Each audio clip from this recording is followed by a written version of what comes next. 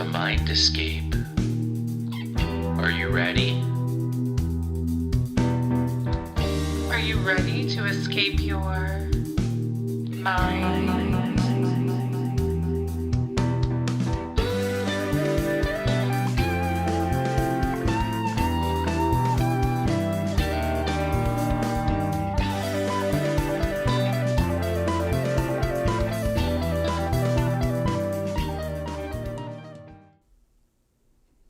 All right, folks, welcome back to Mind Escape. This is episode number 318. I am your host, Mike. I am joined by friend of the show and artist. We have Andrew Tischler back on tonight to discuss part 2 of the Bicameral Mind, or we're going to break down the Bicameral Mind, which is a book and theory by Julian Jaynes, who is an American psychologist who studied at Yale and Princeton, and I believe he taught at Princeton as well. So we're going to be discussing that. We did an episode on it earlier. We might touch on a few of the same things that we discussed in the past, but it's such a dense topic that I'm sure we'll add a bunch of new stuff as well. So if you'd like to check out Andrew's work, which I highly recommend you do, check out his Instagram at @Tischlerglass. I have a few of his pieces. They're amazing. If you like terp sets or pendants and things like that, it's all on there.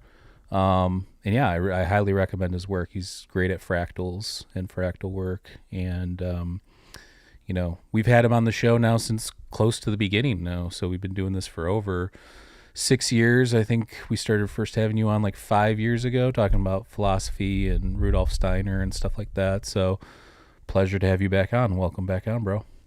Appreciate it. Yeah, great to be here. Yep. So yeah, and if you want to support Mind Escape, the best way to do that is to click the LinkTree link down below.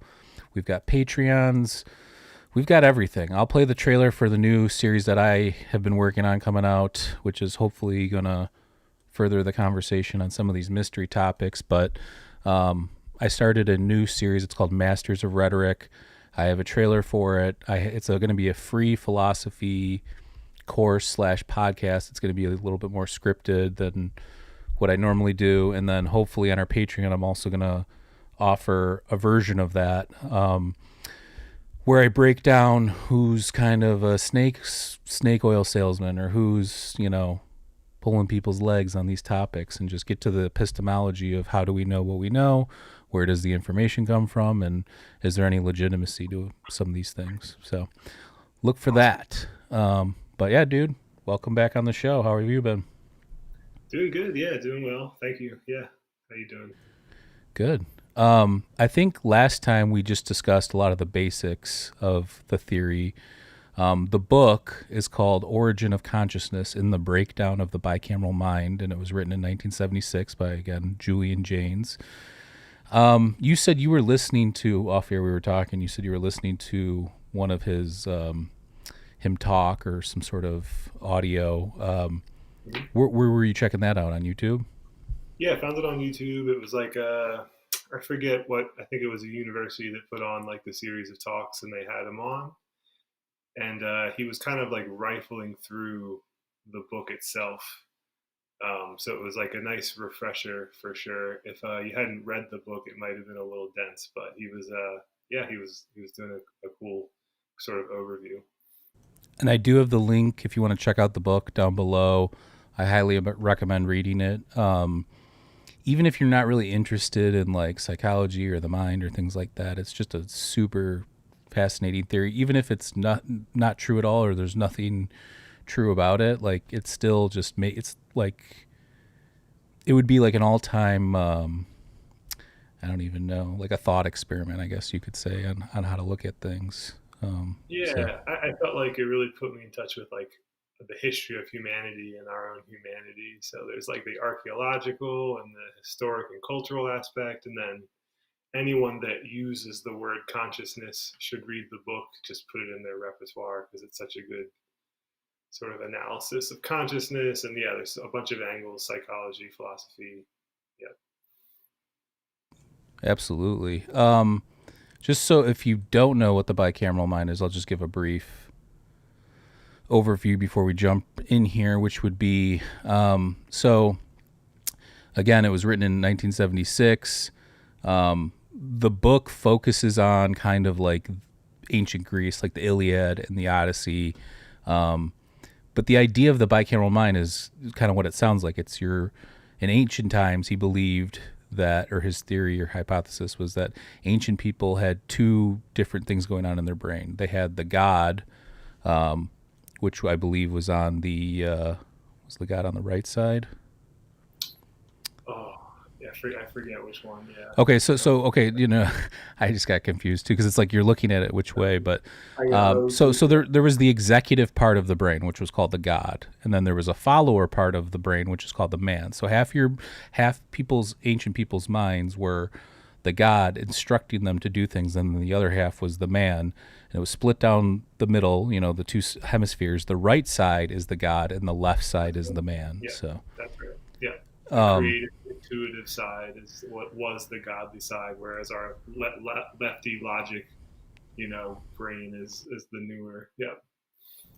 Which this is an ongoing theme too that we've been discussing since we started doing the show. Like, where are the gods? Like we've investigated psychedelics and psychedelic realms. We've investigated meditation and altered states of consciousness. And since we've been doing this podcast, have been looking for what these people, were talking about when they wrote all these ancient texts and got all this ancient knowledge, and like, where was this coming from? Was it this one source masquerading using different masks? Was it our own mind?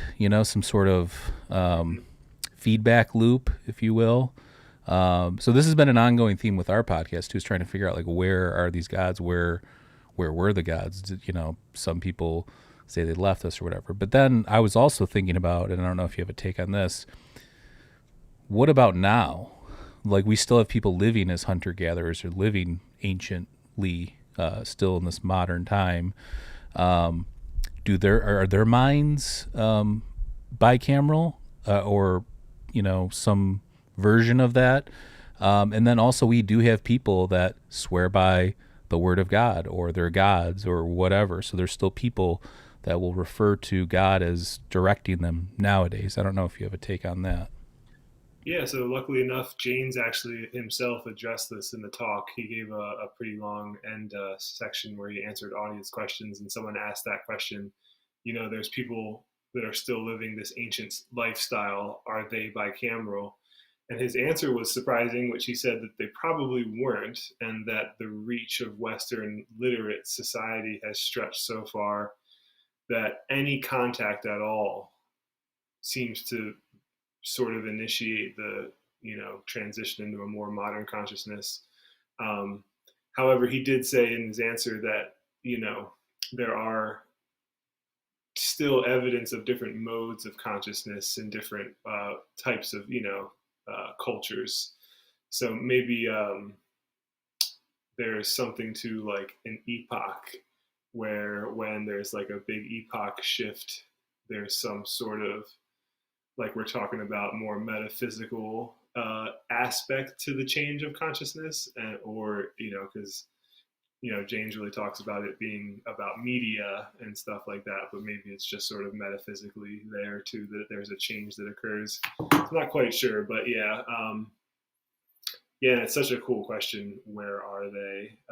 It was pretty clear that Jaynes thought of himself as a skeptic, or kind of refrained from answering. He was a self-proclaimed skeptic, but personally, I kind of come at it with a different angle. So, it's a good question. We could definitely dive more into it if you want. And so I know, just from reading like a bunch of Carl Jung, and going down that road, I know, he used to visit or has visited Africa, or I guess I should say did visit African tribes. And one of them, I believe this is from volume 10, where he's talking, the people claim that they didn't dream and that only the medicine man or medicine men would dream. And then he went to the medicine man, and the medicine man confessed that he no longer dreamed, and that was because they had the district commissioner, part of Great Britain's, influence there. And he said, I think there's a quote, it says, "Since the English are in the country, we have no dreams anymore," he said. "The district commissioner knows everything about war and diseases and about what we've got to live. This strange statement is based on the fact that the dreams were formerly supreme political guide, or the voice of God, or I think they call him Mungu or Mungu, something like that." That's such a cool reference. Thank you for bringing that up.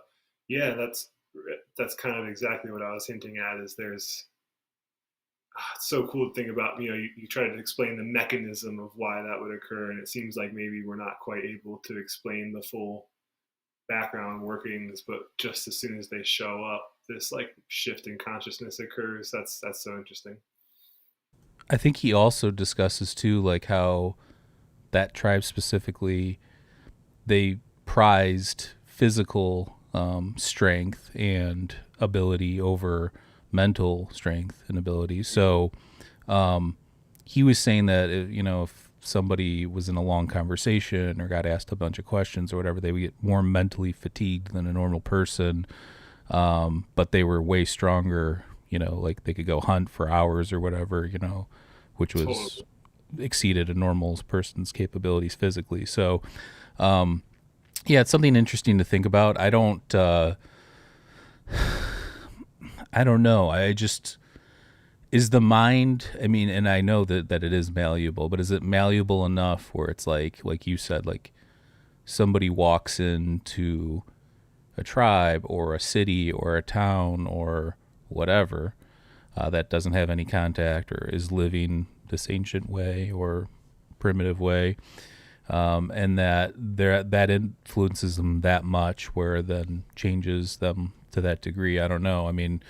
That's kind of the premise of his book. Like, as I was talking about the Greeks, like he says, I think in the book where he talks about the Iliad is like bicameral. The Iliad's based on bicameral thinking, and that the Odyssey is more based on Odysseus's understanding of other people's points of views and this journey, and almost like the hero's journey, which is more of obviously what we would consider like modern day consciousness. So like the Iliad was pre what we understand as consciousness, and the Odyssey was like kind of more what we are now. Love it. Yeah. Do you so I do want to ask one more question though about the modern day thing. Did he reference in that talk like how long it would take?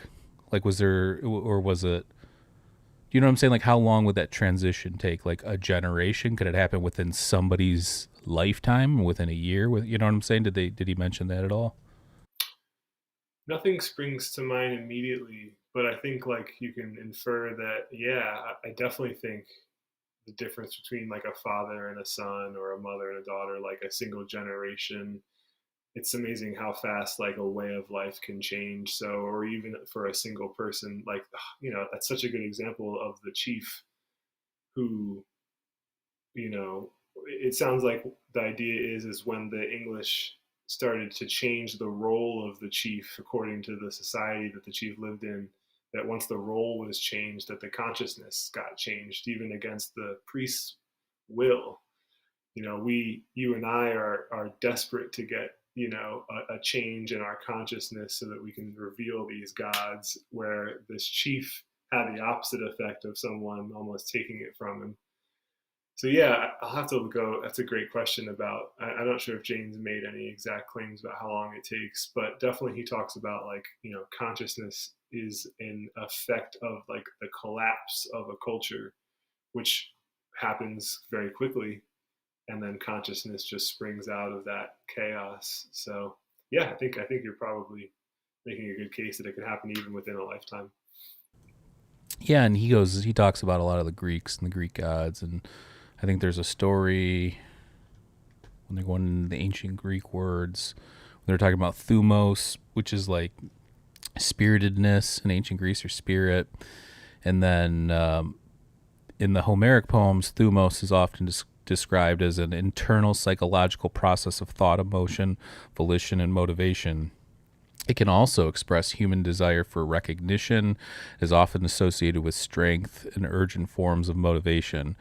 There's a story, though, where Achilles is talking about his Thumos is telling him to strike down Agamemnon for stealing his woman, but then a goddess appears and intervenes and is like, don't do that, kind of a thing. So there's a lot of examples that he uses of that kind of stuff. I think there's one like Hammurabi's Code where Shamash appears and basically instructs him to write the code, kind of a thing. So you have to wonder about these things because, that, again, where are these gods? Was there some inner monologue? I mean, it has to be inner monologue if it's not something external, right?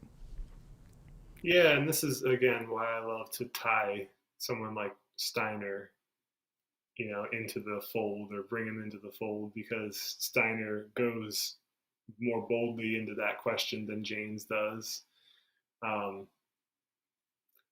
Steiner has this term atavistic clairvoyance, which means like ancient or sort of the past.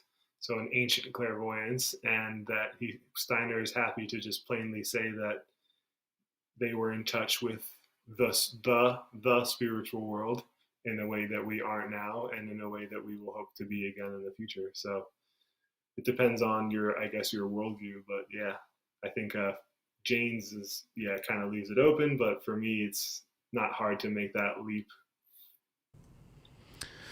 Yeah, I mean, I don't know. I've put a lot of thought into this too, since I think we talked a few weeks ago, like or a month ago, basically. We were gonna do this.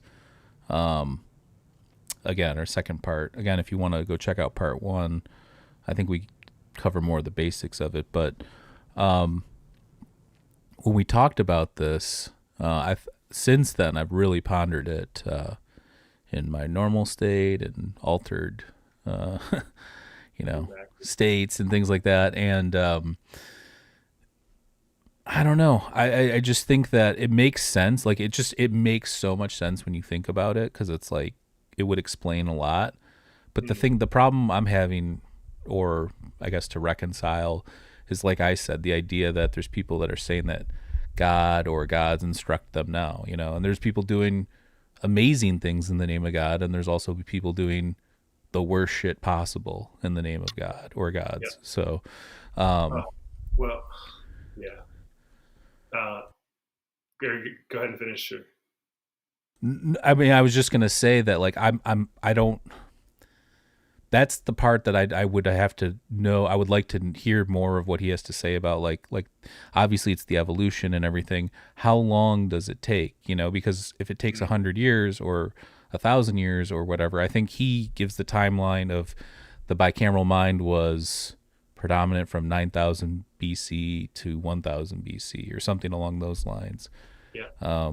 And then you start getting, the Athenians and Plato and Socrates, and, starting 400, 300 BC kind of a thing. So yeah, Phoenicians. And all I think that. Solon was actually one of the first people he said that was kind of like a conscious thinker or something. Yeah.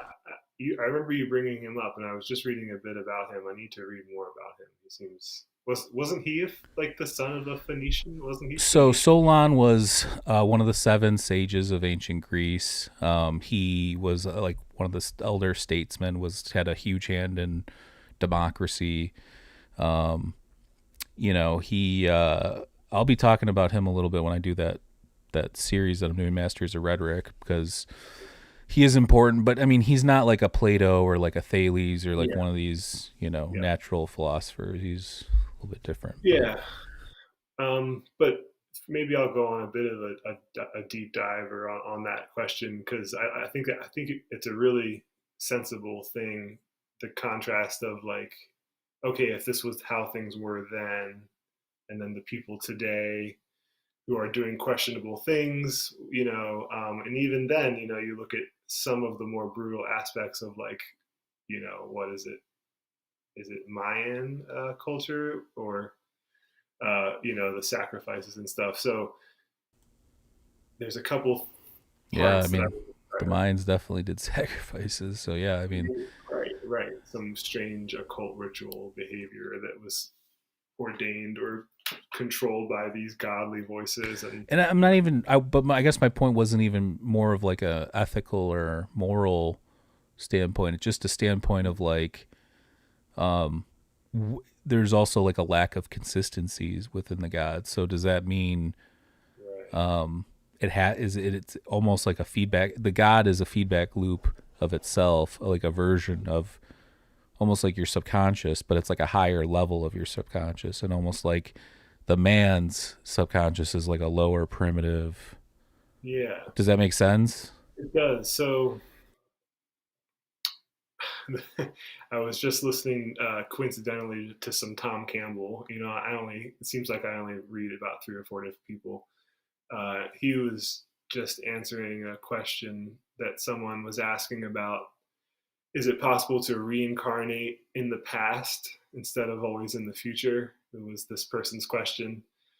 And Tom Campbell was describing, he's got a different model, but he talks about, he likes, if, simply enough, you can just say that he thinks that the universe is really intelligent and that it has like some goals for us. And so he was kind of saying like, the universe or God or these gods might notice that, the Egyptian culture or some city in Egypt, like particularly practiced that culture incredibly well. And that the people that got to live in that culture learned a lot really quickly, and that incarnation was really valuable. Um, but maybe the city next to them, the god of that city, didn't have their shit together, and the people, it wasn't such a valuable experience. And you get this picture of like God or the gods or the spiritual world also experimenting and being imperfect and trying things out.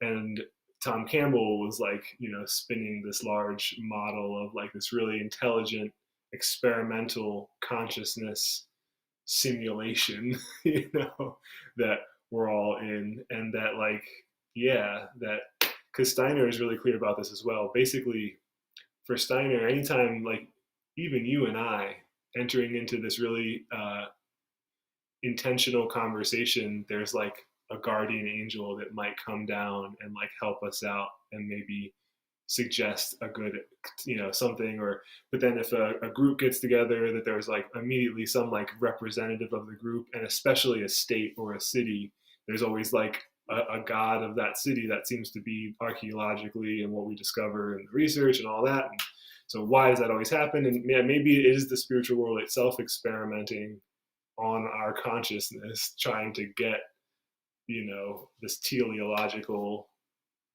higher goal of us evolving.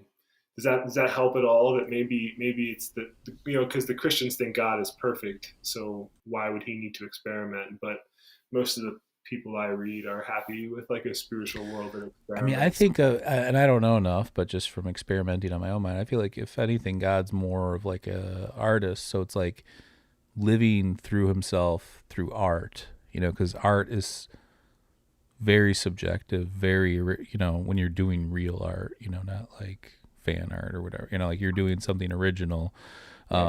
There's like a soul to it. There's like a,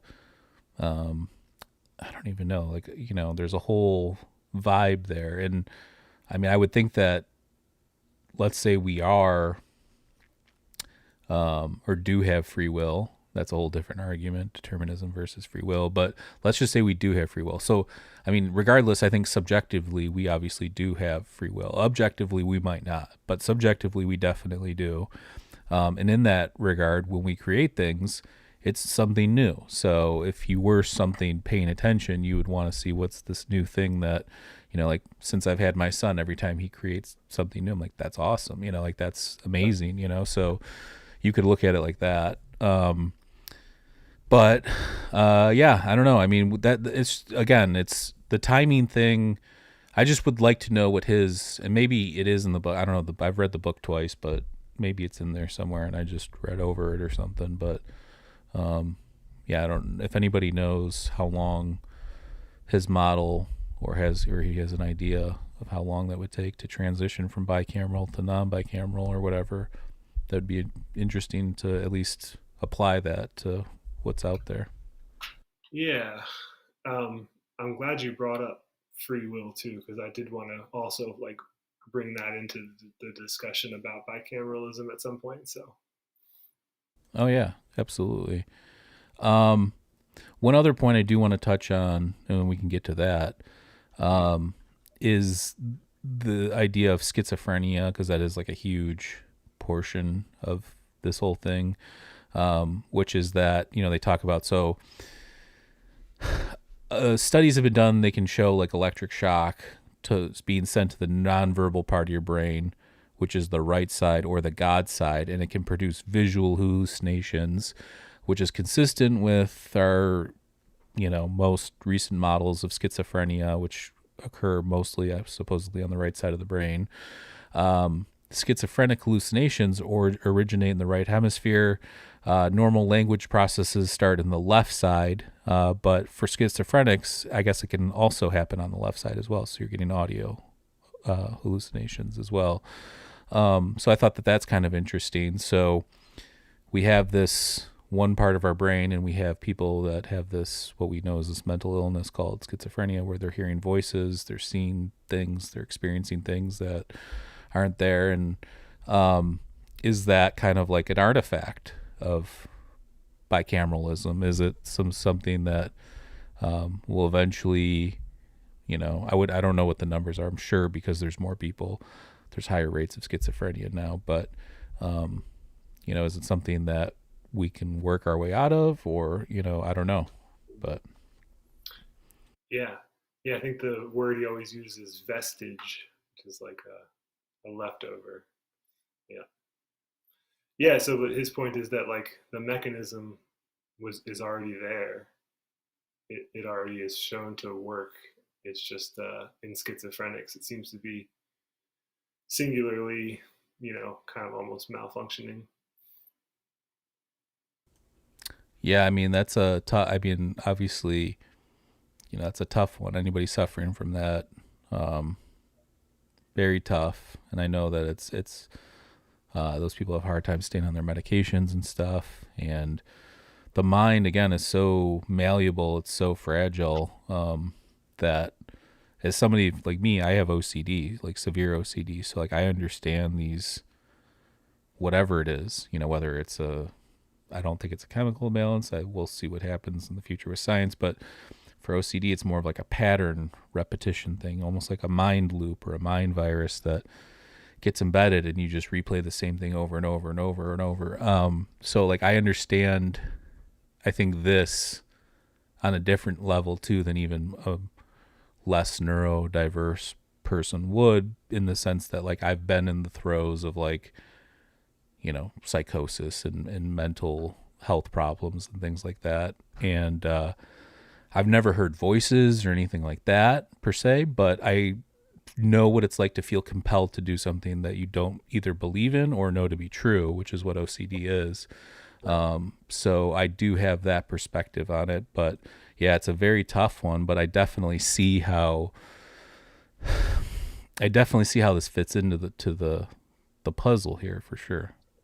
Yeah, just right there, like the idea, one of the striking things he said is like his theory is that there were people who, when you look at them, they appear to be, living a life, but on the interior, there is no consciousness. So there are people that could think and act and build and solve problems, but that they didn't have an introspective internal consciousness like we do. And you have like almost like what you're describing is like a little window into that, where without any consciousness, you are compelled to act in a certain way. It doesn't need reason. It doesn't need an internal reflection. So that's like a little window into like how a human being can build a pyramid and not be conscious or something. Well, that's what he calls them in his book, is like automatons or noble cogs, I think he calls them. Yeah, noble automatons, or like they fight a war, but there's no violence or malice because. And I think that's the thing too, is like the introspection or the personal consciousness is what messes up that process. So like for OCD, depends on everybody. There's different fears and anxieties and triggers for different people, whatever it is. I don't know what everybody else is, but like when you get triggered by something, you are forced to do something, again, like something in your mind's kind of like, you have to do that, or you have to, and that like from like a rational standpoint, or like, a place of reason, like that's not what I should be doing or what I want to be doing. But it's compelling you to do so. So again, it's not like a voice. It's more of like I don't even know, like an internal structure. But like maybe that is what we're talking about. Maybe that's the transition, is that's what's having it. But that's also what's causing the mental illness, because you have these two things kind of battling back and forth, if that makes sense. I love it. Yeah. And this is, again, it turns back on this idea of freedom. Oh yeah, a little Steiner freedom. Yeah. Steiner calls it the I, right? Tom Campbell calls it an IUOC, which is an individuated unit of consciousness. So it's his fancy Western computer term. So it's not even just like, I was gonna, like, in this episode, I wanted to like kind of emphasize that, like, this idea that consciousness is like the thing that the universe is interested in. It's like the resource. It's like the fundamental resource of the universe. Like, it's trying to train consciousness as like a tool or some kind of, again, I don't know how the right words exactly, but it's not just consciousness. Because really, like, what I am learning or understanding in all of this is that, like, it's the thing that the universe cares about in us is our ability to make like moral choices, like to be free. So it's like not even just our consciousness, but like our I, our highest self, like the thing, like you said, our rationality, like, Steiner, the philosophy of freedom, and Tom Campbell, are both emphasizing like that's the game in town. The universe is trying to get us to like train our I so that we can make free, moral, loving, creative, artistic, beautiful choices. And like bicameralism is kind of the antithesis of that, because that all of that creative, beautiful, loving wisdom is coming like automatically into our volition, into our will, like on a subconscious level. And Steiner, is saying that that was the way it was, but now we're in a period of time where our consciousness is trying to be more free, more wise, and more loving. Yeah, that's a great sentiment. Yeah, it's just such a weird. It's because you can't really think about, because it does, it fits like so many different, like it solves so many different problems having to do with like, from like the God standpoint to ancient psychology to modern psychology, religion, like a lot of different things. But The mega structures, all the yeah, archaeology, and the statues and the art, all of it. Yeah. I mean, that's crazy too, to think about. Like, what if ancient people were bicameral, and that's how they did build those things? The only way to do it is if they were like automatons, like, hey, go Again, build. is it that when you think, I think of an ant colony, but more so like a beehive, and they build these perfect geometric structures out of like paper, which like the bees invented paper 700 million years before the Chinese did. So like when human beings were transitioning from completely a part of nature, like the bee, like the ant, when we were still in that system, our beehive was a giant pyramid, a huge ziggurat, or a Greek temple.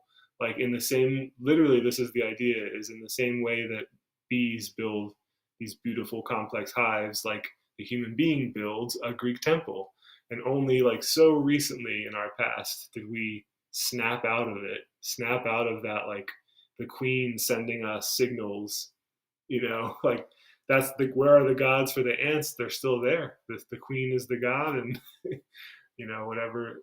So I'm, yeah, being a little bit silly, but yeah, it's like we build temples just like the bees build hives. Yeah, I mean, that's, you have all that's obviously something we've talked a lot about on the show in the past, is like the ancient mysteries and megalithic structures and things like that. Um, I think a lot of people think the mystery is, oh, how did they build it, or how did they lift it, or how did.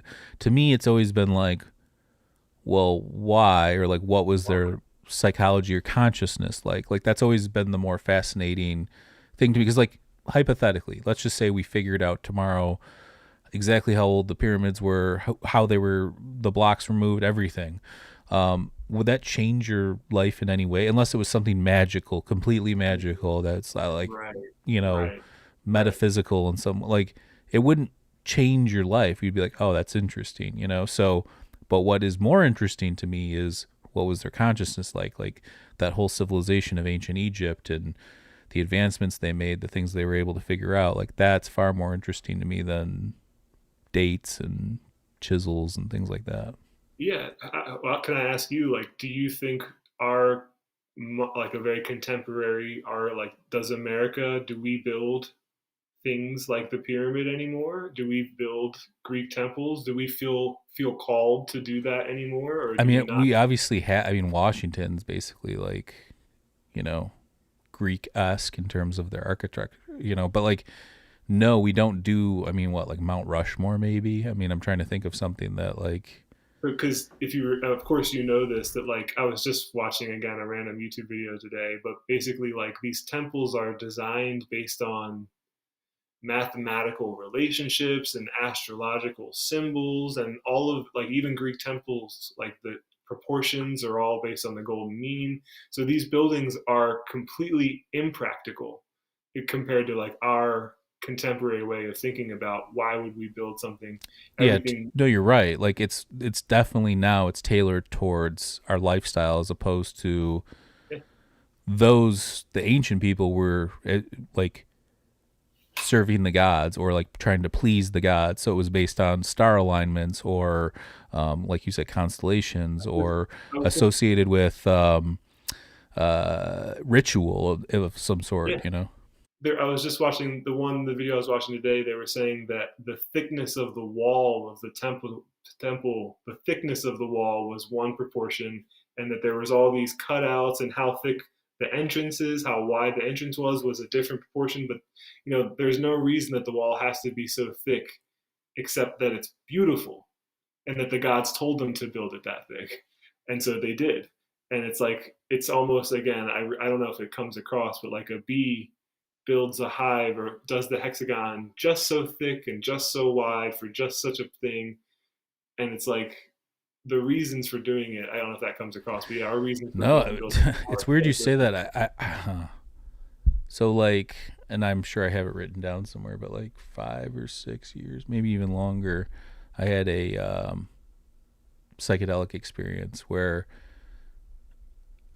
the best, like I got like a vibe of like we're most like a beehive in a way, like in terms of like the animal kingdom. We're I like the way we operate and the way we do things is almost more like are we transitioning to be more of like a hive mind as opposed to like the individualistic. But what we're talking about is the opposite, because we're going from the hive mind to the individualistic. But like that was part of that experience. It was just a weird, and now that you're bringing it up, it just kind of made me No, I'd you know. love to finish your thought, because I was telling my roommate this the other day, and it kind of caught him a certain way, and it made me realize, like, oh, that is interesting. But the whole message I'm getting from Steiner is that we become individuals and we become free, so that we can freely choose to then go back into community, to like to be a union together, but a union of free human beings, not a union of bicameral human beings, but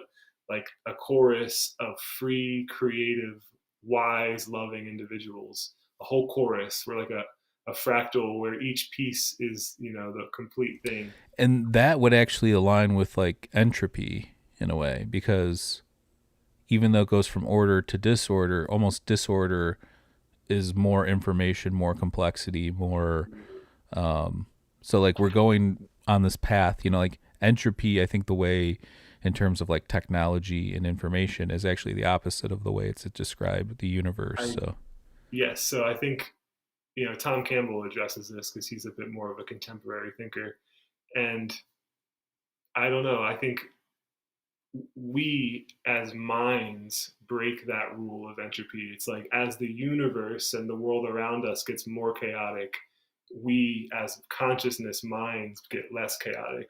So it's almost like we are eating the order of the universe and taking it into ourselves, and it's breaking down, but we are building up. Absolutely, yeah. And that's kind of the weird thing about, like I said, entropy, like from a standpoint of like what astrophysics would describe it. Yeah, it goes from order to disorder. But and you talk to anybody like a some sort of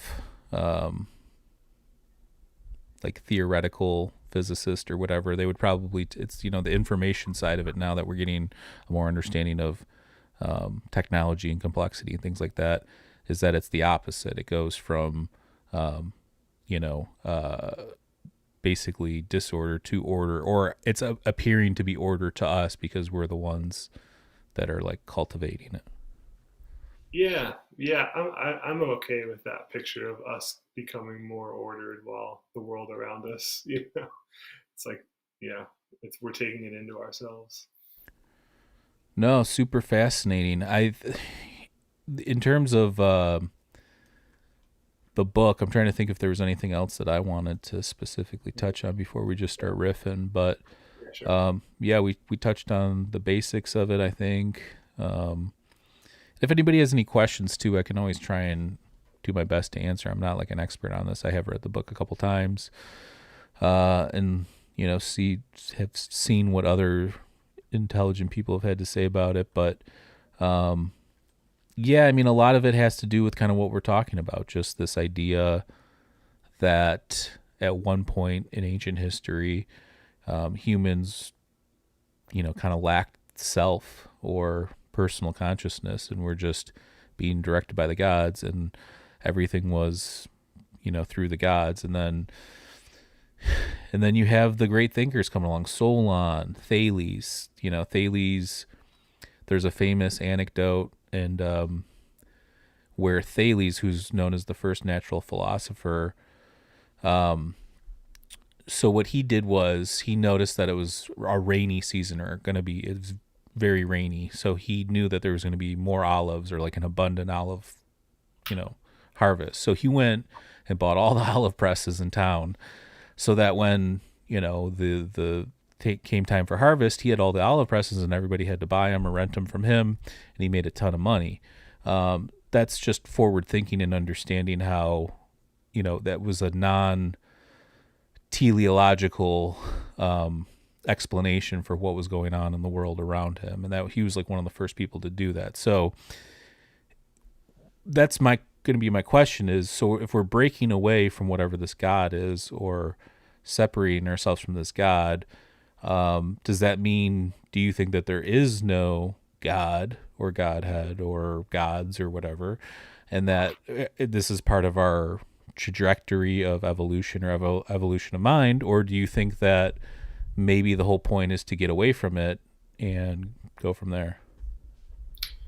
Yeah, I'm thinking of a quote that I definitely can't spit off from the top of my head, but it's suggested a lot in Steiner that basically, like, there are things that human beings can do that there aren't any other spiritual beings that can do. Like, there are things that humans can do that and angels can't do, that archangels and all these, like, all these higher hierarchies, and basically that revolves around like freedom. Um, so it's like I see it as we're like being kicked out of the nest. We're like baby birds being kicked out of the nest right now. So you don't want to it wasn't a bad thing that the gods were tending over us and like pushing us towards growth. But at some point we're like, jumping out onto our own now. But I think we're just going to be the next chain, and eventually we'll be basically the parents of a new generation of, Steiner literally says that like the plants and the animals are going to be the next, are like when we graduate to angels, the animals will graduate to human beings, and then we'll have to educate the animals. I don't really claim to understand that, but there's this great chain of like evolution. So yeah, I Well, don't know, does because that I mean, from a more materialistic or non-teleological explanation, I was thinking like, what could be and it could it be having to do with like primate interactions, almost like the God is like the alpha mind, and then the normal part of the the primate group or whatever, who's not the alpha, is just the man, and they take orders from. So like the alpha of the group or the primate tribe, whatever I don't even know what they call them. Yep.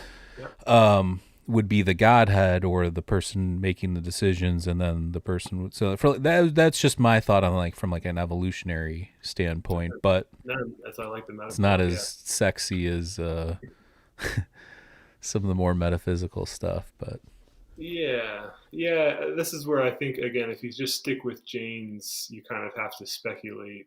So I like definitely encourage people. Tom Campbell, both Steiner and Campbell have really good online presences, but especially Tom Campbell on YouTube. You can just type in certain keywords like chaos Tom Campbell, and there's 2 or 3 videos of him talking about that. Or yeah, no, I see what you're getting at, but yeah, I think the more I read Steiner and like thinking about evolution and hierarchies and stuff. the other thought I had too was every Greek was forced to go through the greater mysteries, part of the Eleusinian mysteries, and the greater mysteries are the ones that contain the psychedelic component. That, if you look at my background, that's the telesterion, where everything went down. What if they were forcing people to do the psychedelics because that's what brought you out of bicameralism? Like you literally went from, an automaton to being awake. Oh, I'm a person. I have my own free will. I just died before I died, or I just had this mind-blowing experience kind of a thing. And I'm sure we've talked about psychedelics and cannabis and things like that, and loss of ego and self, and not loss. I hate that word, loss of ego, but just, your ego gets a bit of a check for sure. So yeah, I think I love that. I think like if our society somehow had never been exposed to psychedelics, we'd be missing like a huge metaphor, at least for the initiation process of this like very extreme episode that is totally changes you from the inside. And whether they were actually using psychedelics or if these master priests could somehow initiate these weird altered states. But of course, the less sexy part of the taking yourself out of bicameralism is literally like learning to read. Written language is for Jaynes and like McLuhan also like a huge aspect of it. Just being exposed to written language is. So the written language thing. I mean, I wrote down this in my notes too. Like, I think language is I think it's the most important invention of all time, because I think it has such an impact on consciousness. Like when we think of technology now, we think of these tools or these computers. Like, yeah, that's cool, but what about the thing that got us to the dance? The thing that we still use, the thing that we're constantly manipulating and finding new avenues to disseminate it and different things. So it's like technology would be nothing without language, and language is the most important thing. So that plays a huge role obviously in this theory and the way that people have interacted and things like that. This maybe is not accurate, but I still would contend that like the book is the ultimate media. Like if I could only ever read books or only ever watch DVDs or only ever watch YouTube or podcasts, like I would have to, I think we haven't done better than the book yet. Like the book is still, movies are great, but like, I'm not trying to like show off, but I still think like as far as learning, Dude, what are you, changing. some sort of like academic, bro? You like reading Exactly. books? Exactly. But like, if you really want to change your consciousness, like it's either psychedelics or a good book. And I would, even with psychedelics, I probably have to, for my own sake, like choose a, my desert island choice. Oh, that's such a good question. Give me your five. Give me your top five books right now, off the top of your head. It doesn't have to be. It can be. Let's do this. Top five nonfiction. Yeah, I mean, I probably have to start with the philosophy of freedom. And then I think the second one for me that I read the most often is Tom Campbell's Big Toe. And I think the third one is Jaynes. Is I would put for me bicameralism. But then I think too, like looking back where I came from, like I don't know, I really love a lot of Alan Watts. So I like he has a book called The Book, which is like really short, but if he says like if you had to put all the wisdom that a person needed into a single book, what would be written in it? I think there's some good Alan Watts. And I think what's one more? I mean, there's so many good Steiner books. That's the thing. I might just throw another Steiner book up there. Something about Goethe. So I read a lot of books as well. I also do a lot of Audible, like while I'm working out, just tinkering around, even just sitting there ripping licks on the guitar. I'll just listen to something while I do it. And there's a couple of things that I highly recommend. One of them is called Plato, Socrates, and the Dialogues by Michael Sugrue. It's an Audible. I highly recommend that. That's probably the best thing on philosophy I've ever heard. And I've read a lot. Let's see here. What was the other one that I wanted to recommend? Oh, it's called, and these are lectures. So they're broken down. They're not like traditional books. They're just lectures by these academics that study these topics that are really well read on it. But the other one's called Philosophy of Mind, Brains, Consciousness, and Thinking Machines by Patrick Grimm. And both of those orators are super, super well read and super intelligent on those topics. And the last one I just went through talks about like Descartes and his automaton that he built, and like this progression of like humans, kind of like it all kind of ties into kind of what we're talking about, you know. Yeah. So yeah, I mean, I recommend both of those highly. So I have to add, instead of another Steiner, it would be either Kuhn's Structure of Scientific Revolutions, I love, or amazing, yeah. I'm sure you know about Rupert Sheldrake. And I like his book, The Science Delusion. You know, stereomorphic resonance.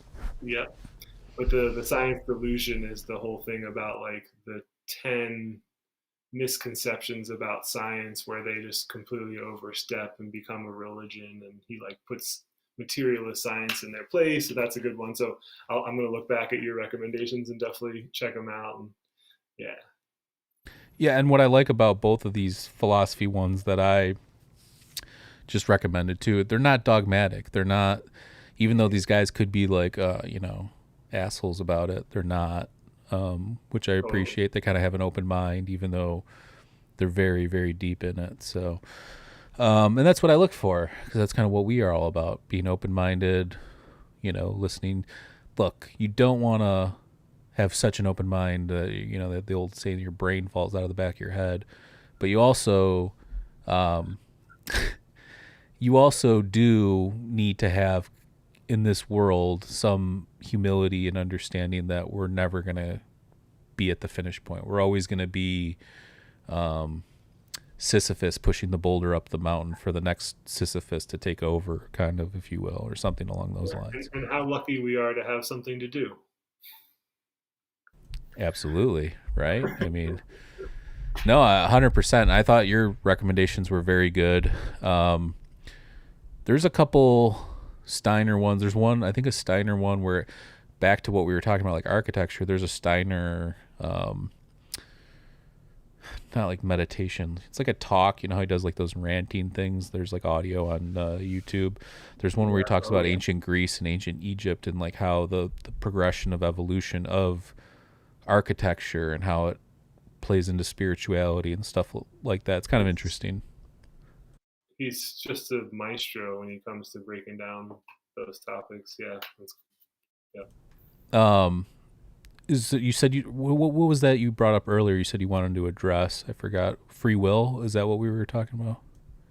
Yeah, when I was thinking about this episode, like again, I think it's hard to, there's just so much to talk about. But if I try to summarize like some of the stuff that really excites me and some of the central things of, between these thinkers, it seems like that again, that aspect of like consciousness is like the thing that everything is focused around, and not just consciousness as such, but like our ability to think things through and make wise, true, beautiful, loving decisions.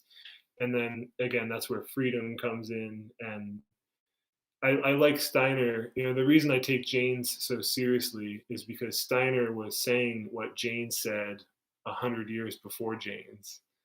And then, McLuhan was saying what Jaynes said 15 and 20 years before Jaynes, and McLuhan was aware of Jaynes. And then there's another guy I have to start reading. I'll think of his name in a second, but he talks about this whole idea of the evolution of consciousness. And so it's a thing you get with Tom Is Campbell. Is that Dr. Claire Graves? Graves, and I can't think of his name, but Dr. Claire Graves is the one that's spiral dynamics. This idea that like right. consciousness, like kind of is like a pendulum, like you go back and forth between like belief and like dogmatic materialism until you keep flip flopping back and forth. And there's like 8 levels, and then the 8th level is like the point where you reach like this pinnacle where you can your pattern recognition so good you can predict things that are going to happen before they do, not because you're a wizard, but because you're so good at anticipating based on your consciousness evolving and understanding these levels. Sure. Yeah. Oh, it's Jean Gebser. You just got me to it. Okay, cool. He's all. I haven't read his stuff yet, but he just goes on about levels and layers of consciousness. So like the bicameralism just nestles right into Steiner's worldview of like this big chain of the evolve. Again, if I wanted to get one message across, it's that like we're evolving consciousness. That's what's happening, and we're evolving to freedom, love, and truth or wisdom, which are all the same thing. And that bicameralism. So like Jaynes, when he looks back at the history of consciousness, it just like he starts with like nothing. He's like, oh well, they must have had no consciousness, like a gnat. And then there was my bicameralism, and then there's modern consciousness. But with Steiner, he's a little more subtle and can see like the larger picture, and finds that like human consciousness was sort of ephemerally and floating on the scene, even when the dinosaurs were around, and like there's this long process of eventually starting to become kind of aware in the bicameral sense, and still being in the spiritual world and somewhat in the physical world in the slow transition, but that we're all moving forward, and that there's these different epochs, these windows of kinds of consciousness, these modalities, and that for Steiner, unlike Jaynes, for Steiner, that we reincarnate in and out of them in a like chronological path, and that it makes sense not to go backwards. So we're all moving forwards, and this big, beautiful chain of evolution towards love. And I don't know, that's kind of like, I just think it's interesting that freedom is so opposed to the bicameralism and how they fit together, and that Steiner, for me, like was able to, before Jaynes even came around, already unlocked so many of these questions. And yeah, and if you're interested, I've had Andrew on in the past where we've talked about Steiner specifically, and other philosophers and stuff like that. So if you're interested, go listen to our previous episodes. I think we've done like 4 or 5 at least. Yeah, we have. I think one of them got messed up. The audio was like doubled or something, but Okay. But yeah, no, go check those out. The Steiner thing, we could do next time you come on. We'll just do an episode on Steiner, because I haven't talked about him in a while. If you don't know who Rudolf Steiner was, he's a philosopher. He started off as a scientist, and then started working more towards the spiritual realm of things to kind of find like a science of spirituality, if you will. If you've heard of like anthroposophy or things like that. So check that out if you're interested. But and I know we've had the Emersons on a bunch in the past too, and they're all super interested in Steiner and have a lot of interesting things to say about that too. And actually, you and then you recommended Tom Campbell, who you brought up earlier, and I read My Big Toe.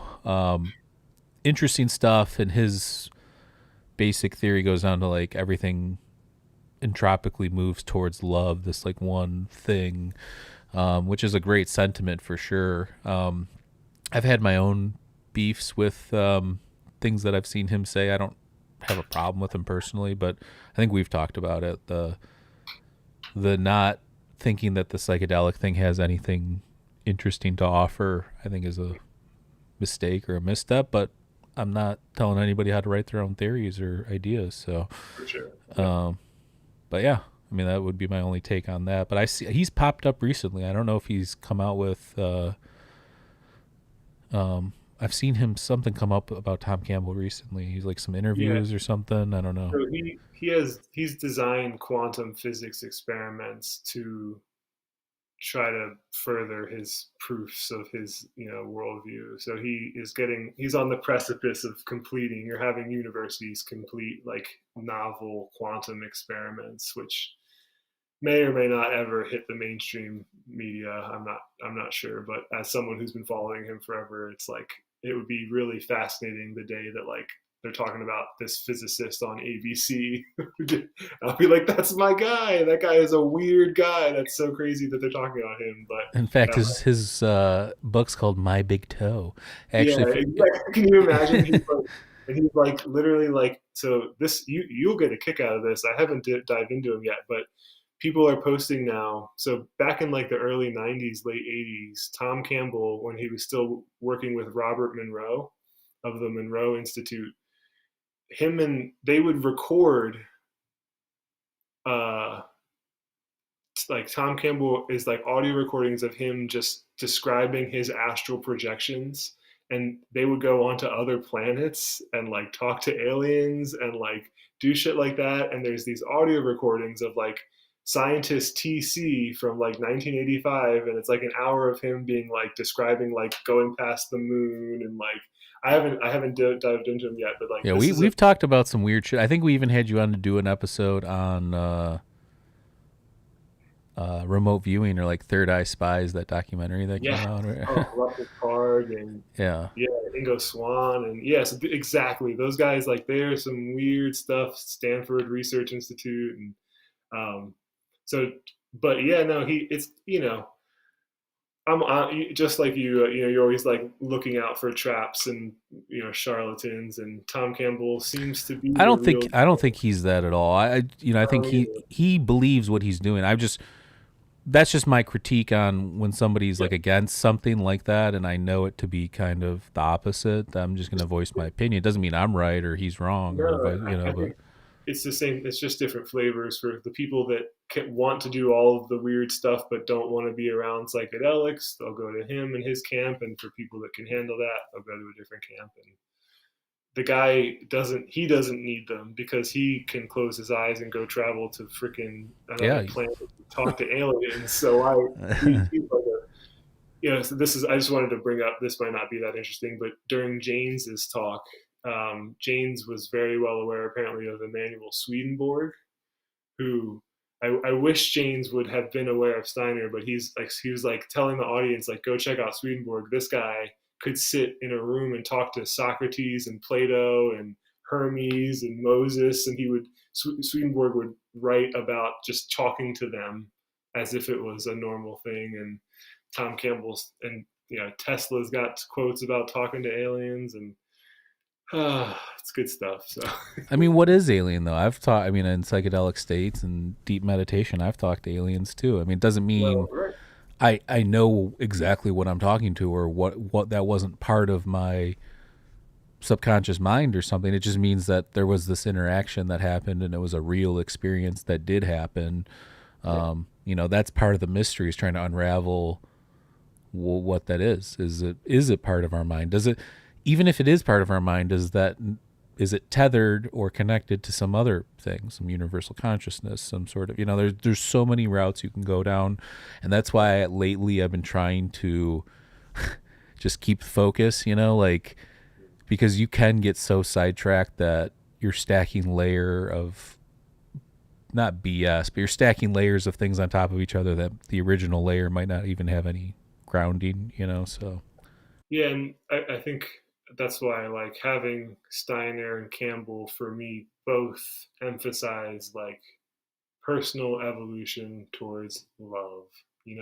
When you get confused, just go back to the principle of love, which is like trying to be, less selfish and understand the world around you the best you can.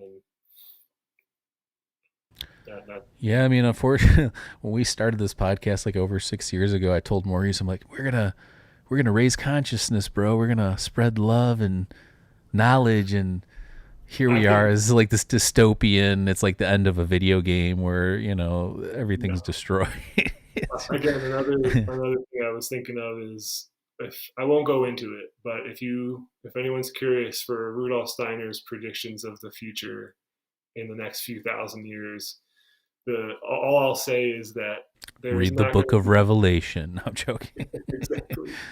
There's not going to be any kind of collective awakening. The awakening that's going to happen is going to happen on individual bases. And look, there's 30 people right now apparently watching. That's 30 individuals who are all like choosing to become more conscious and more loving. And I think that's, it's not going to be this mass movement. So don't wait around and let other people figure it out, and we'll just like, get to do, it's like a group project. Like, no, you got to do your own work. There's no group project here. So just hunker down and be the best person you can be. And I think like the fact that there's 30 people, like individuals, like I think that's your hard work. That's so great. So hey man, it's ups and downs, I get a groove going, things get back on track, I almost die. I get things back on track after that, I get things moving, I almost die again. So it's like here I am, hopefully I've got it under control now. We'll see.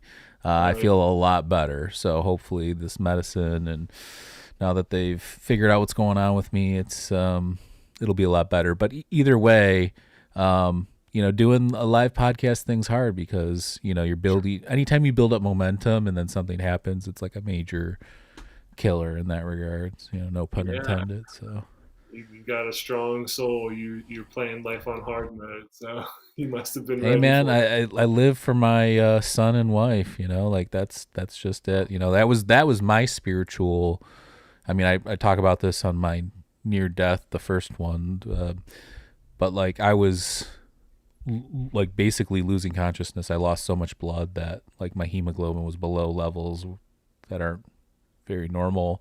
And they had to give me like a ton of blood transfusions in the hospital, but I lost so much blood that I was losing consciousness. My mom's like, my wife had called my mom with 911. So when they showed up, my mom was like, think of, my son Asher, so like, that like popped, like when she said that, like I came out of this like white tunnel light thing happening, and I was like, I got to make this happen. I like slumped back up, was able to slide on my drawers, and these firemen and paramedics, were able to get me out and get me into the ambulance and stuff like that. But that was the second time I didn't lose consciousness, even though I lost nearly as much blood.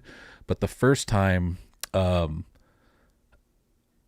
if somebody didn't do something, I was going to die. Like that's scary to me in that sense that like when you faint or something, like you're going to wake up or whatever for the most part.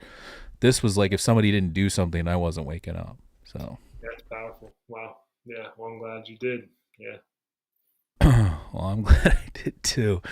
But yeah, man, I mean, look, like you've contributed this too. I don't know if you know this, but because of all the philosophy talk and stuff, you've really inspired me. You actually probably played a hand in the path that's led this causal line that's led me to do this whole Masters of Rhetoric and go, balls in on this philosophy stuff. And I just think that for me, look, philosophy is not perfect. It's not science. It's not the scientific method, but it gives you the tools to think. And right now with technology and there's so much information out there, having those sets of tools to be able to parse and understand what's going on, I think is super, super helpful to help navigate what's what and who's full of shit, and not even who's full of shit. Like, most people don't even know where their information comes from. So like epistemology, theory of knowledge, how do we know what we know? Where is that coming from? That's super important. It's super cool to hear. I appreciate you saying that. But yeah, that's been my personal experience. Was like, I don't know how to navigate my life until I get some kind of bearing. So I just put everything aside and tried to get a bearing on life. And I'd love to help anyone else that, is like feeling that sort of aimlessness or whatever, and help them get direction. So that's super cool to hear. Yeah, man. And it's just having conversations with like cool, like-minded people, like we have a lot of shared interests between like, you're into like glass art, glass blower. I love that stuff. I'm a huge collector, like, so besides that though, like, again, like I like the weirds, I'll dive into some woo, the remote viewing, some of the more esoteric Steiner stuff. But at the same time, it's like, for me, it's like I had to find that balance, because when I came into doing the podcast, it was all woo for the first couple years. Gotcha. And then the last bit has been me. I wanted to, instead of going from the unknown to the known, I needed to go now from the known to the unknown to know what's what. And I feel like there is this true fringe or fray or whatever, but it's not as big of a gap or as big of a leap as this area that people think it is, where it's like, people get crazy with shit. So yeah, that's so well said. That's awesome. Yeah, I like that, going from the known to the unknown. And yeah, some people want to stick to their camps. Either they want to be atheists and they know everything about everything, or they want to be woo woo, new age, and they want to not know anything. And you gotta go back and forth.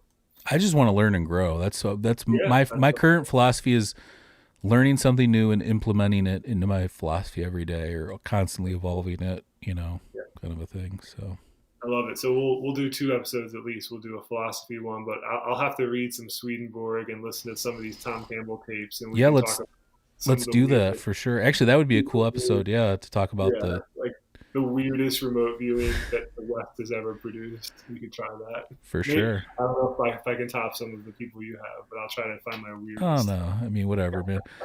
I mean, that's the other thing, is I'm in a weird mode now where it's like I've talked to a lot of people that I've wanted to talk to, so it's like... Yeah, you talk to some humongous people. I've been so jealous of some of the things you've done. It's awesome.